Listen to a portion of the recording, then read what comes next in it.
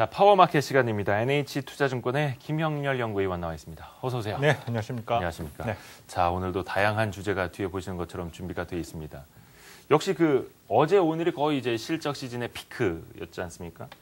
근데 상당히 어닝 서프라이즈한 기업들이 많았습니다. 네, 어제 현대차, 오늘 기아차, SK이노베이션, 그리고 조금 전에 S-오일 상당히 실적은 서프라이즈하게 나타났는데 공개와 동시에 이제 급락이 나타나고 있고, 이건 좀 어떻게 풀이하고 계세요?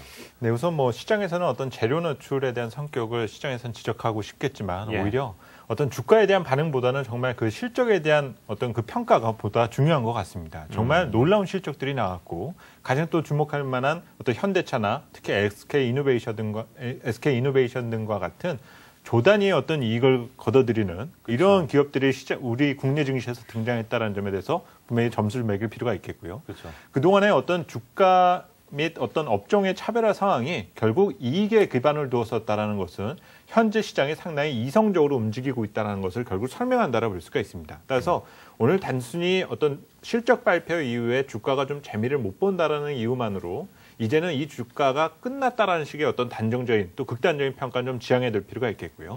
지금 화면에서 한번 살펴보시면 여전히 시장은 업종 차별화가 계속되고 있는 상황입니다.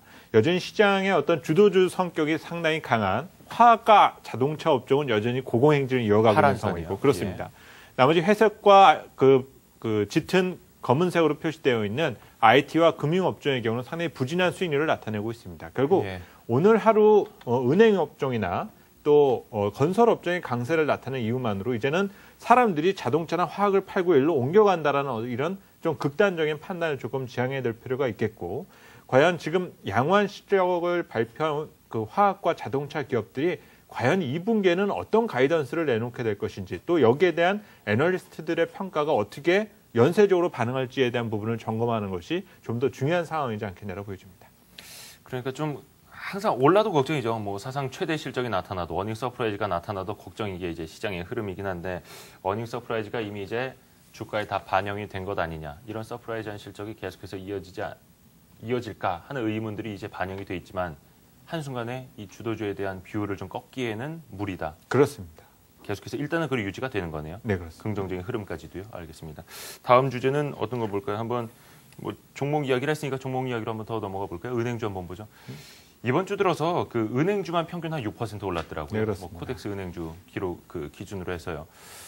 배드 뉴스들이 다 반영이 됐다라는 걸까요? 반대로 주도주와는 180도 다르게? 그럼 이제 앞으로는 또 어떻게 보시나요? 네, 가장 이번 주에 어떤 시장을 견인해 왔었던 종목들 그리고 업종들의 특징을 한번 살펴보면 조선과 건설 그리고 은행 업종 등이었습니다. 그렇죠. 이들의 하나의 공통점은 그렇게 호재가 많은 업종들은 분명히 아니었었는데 그동안에 다소 좀 걱정이 되어 왔었던 내용들이 조금 완화되면서 시장 참여자들이 조금 자신감을 가졌다는 점은 들 수가 있습니다. 건설 업종의 경우는 얼마 전만 하더라도 중소형 건설사들이 어떤 재무 리스크가 시장에서는 지적됐었고, 조선업종의 경우는 후판 가격 인상에 대한 수익성 훼손, 그리고 은행 업종의 경우는 무슨 배드뱅크와 관련된 이슈나 여러 가지 구조조정 이슈 등이 시장에서 제기가 되면서 시장에서 어떤 불안감을 계속 야기해 왔었다고 볼 수가 있는데요. 이런 부분이 조금은 제거되었다는 측면보다는 완화되면서 받게 되는 효과라고 볼 수가 있습니다. 여전히 은행 업종에 대한 어떤 수익성 측면에서 봤을 때 1분기와 2분기가 양호하다는 점에 대해서는 동의할 필요가 있습니다. 현대건설 매각익도 있었고 그동안에 다양한 어떤 비용 부담 등을 지어왔었기 때문에 일시적인 수익 개선이 나타난다는 점은 긍정적이겠지만, 여전히 조선산업이라든지 건설산업 등과 같은 산업 내에서의 어떤 재무 리스크 등을 계속 공동 부담하고 있는 업종 중에 하나이기 때문에 언제 나쁜 뉴스가 나와서 또 밀릴 수 있는지는 아무도 모른다는 점입니다.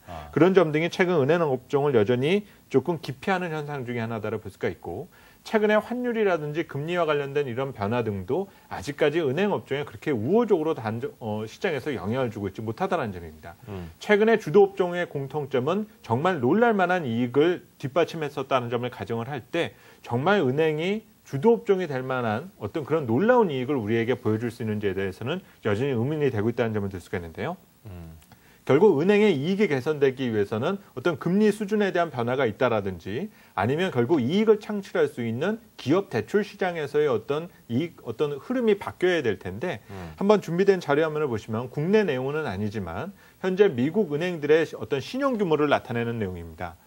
분명 금융위기 이후에 어떤 대출 규모가 급격하게 감소를 했고 금융시장이 안정된 이후에 최근에 상당히 양적 완화 정책 시행 이후에 기업 대출이 많이 늘어난 부분은 있지만 그러니까 이 차트가 위로 올라가면 올라갈수록 대출을 많이 해줬다. 그렇습니다. 돈을 많이 빌려줬다. 많이 대출을 해줘야 결국은 금융기관이 돈을 벌 수 있다는 그렇죠. 뜻입니다. 그런데 현재의 어떤 절대적인 수준 자체가 그렇게 많이 높다라고 말하기가 어렵다라는 점입니다. 아직은. 결국 미국 은행들도 이 정도이기 때문에 우리 은행들도 마찬가지라 볼 수가 있고 이런 점 등을 전제를 두었을 때 우선 은행주에 대한 시각을 당장 오늘에 대한 어떤 상승의 모습으로 또 이번 주간 단위 움직임으로 어떤 바닥론에 대해서 어떤 기대를 갖는 측면보다는 여전히 제거되지 않은 상당히 좀 찜찜한 부분 등이 많이 남아있는 업종 등이라는 점을 참고하시면서 어떤 대응 전략에 대한 어떤 키를 잡는 것이 필요하지 않겠냐는 생각입니다.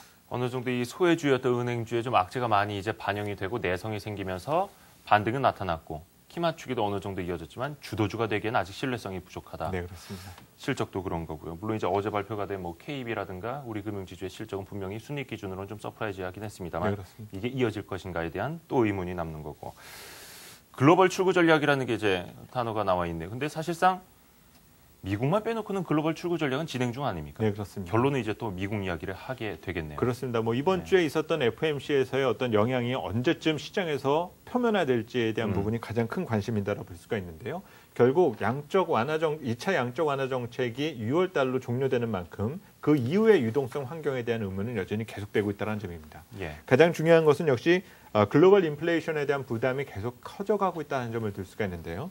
준비된 자료 화면을 보시면 결국 주요 국가들의 어떤 그 물가 수준이 여전히 계속 상향 조정되고 있다는 점, 이런 부분 등이 출구 전략 시행에도 아직까지 영향을 받고 있지 못하다는 점이 현재 시장에선 부담 요인이 되고 있다고 볼 수가 있겠고, 또 최근에 어떤 중앙은행들의 이런 긴축 조치에도 불구하고 시장에서 약발을 받지 못하게 되는 원인 중에는 달러 약세 등으로 인한 위험자산 선호 자체가 계속되고 있다는 점입니다. 예. 실수요 부분에다가 또 어떤 투기 수요 부분까지 여전히 시장에서는 가미가 되고 있기 때문에 예. 지금 화면에서 보시면 전반적인 어떤 달러 약세에 따른 위험자산 선호는 계속되고 있는 상황이고 그로 인한 주식시장에 대한 어떤 선호도 계속되고 있는 상황이다라는 점입니다.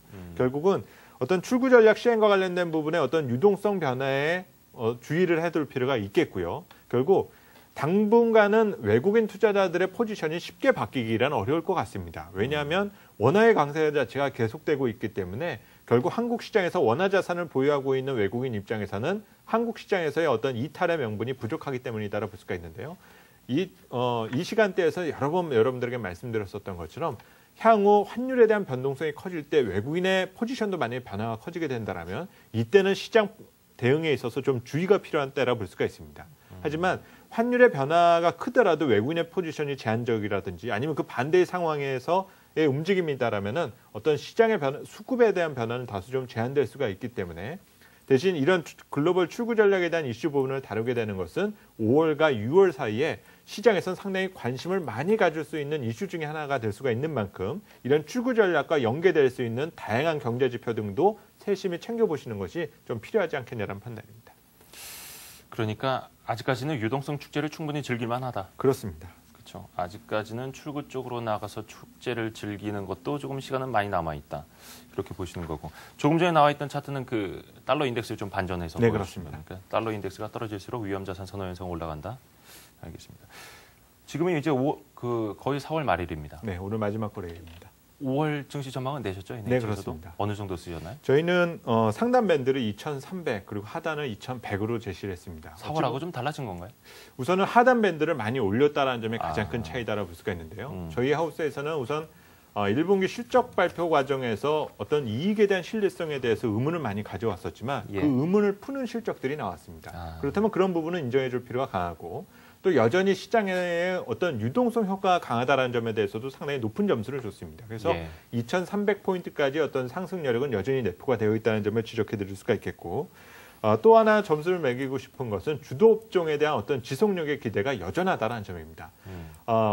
다소 공교롭게도 오늘 4월 마지막 거래일에 주도 업종이 상당히 크게 빠지고 또 그동안에 시장에서 외면받았었던 업종이 많이 올라오니까 지금 시장에서의 고민은 이제 주도 업종이 바뀌는 것이 아니냐라는 고민이 가장 많이 드실 것 같습니다. 하지만 그렇게 주도 업종이라는 것이 손바닥 뒤집듯이 그렇게 쉽게 바뀔 수 있는 상황이 분명히 아니다라는 점입니다.